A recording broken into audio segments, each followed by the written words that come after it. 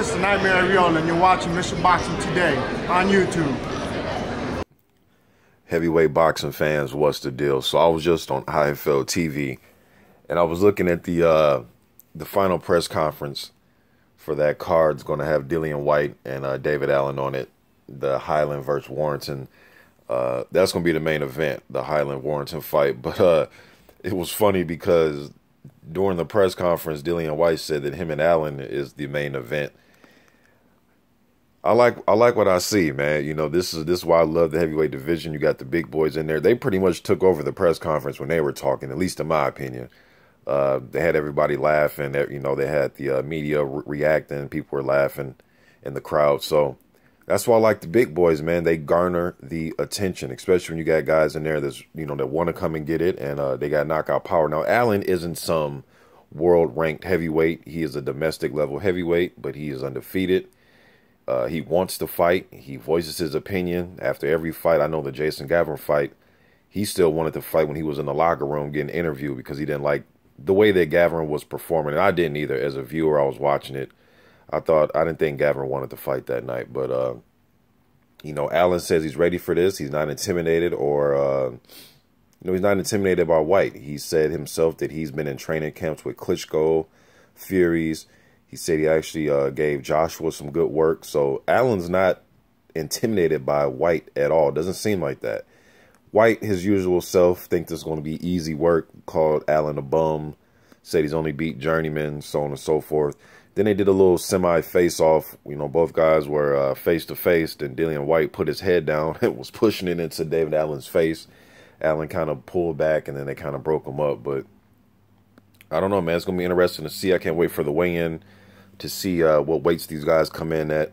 I'm curious to see if Dillian Whyte's going to go down in weight or is he going to remain around that 250 mark. I'm expecting him to be closer to around the 245, but we'll see with the weigh-in. I love it, man. This is why I love the heavyweight division. Somebody's getting knocked out. You know, I'm going to be curious to see who's going to be the more emotional guy when they both step in the ring. You know, who's going to be all worked up. Want to see who's going to be the calm guy.